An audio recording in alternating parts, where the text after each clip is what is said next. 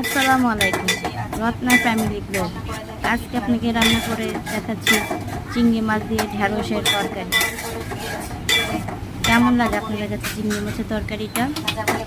আমার খেতে কিন্তু ভালোই লাগে। তাই আজকে আপনাদের মাঝে তুলে ধরলাম চিংড়ি মাছের তরকারি।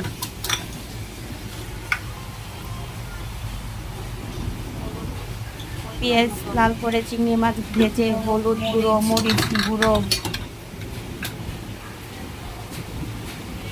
লবণ একসাথে মিক্স করে ভালো করে নাড়িয়ে মশলা পরিমাণ মতন দিয়ে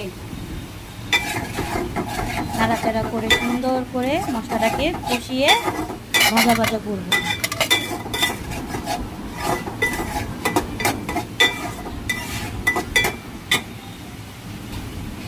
একটু পানি দিয়ে ভালো করে নাড়াচাড়া দিয়ে তেল উঠে যাবে।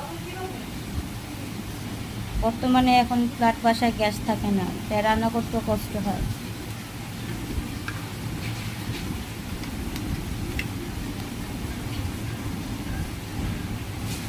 এখন তরকারিগুলো কেটে রেখেছিলাম, এখন তরকারিগুলো ছেড়ে দেব।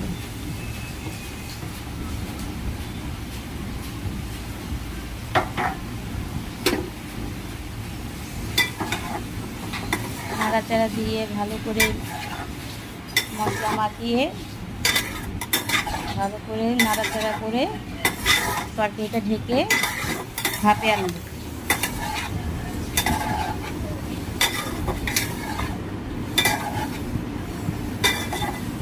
তরকারিটা একটু অনেক স্বাদ লাগে।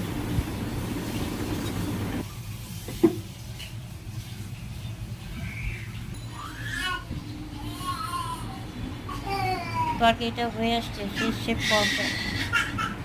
যদি ভালো লাগে, খেতে ভালো লাগে, চলে আসেন আমাদের বাসায়, কমেন্টে জানাবেন।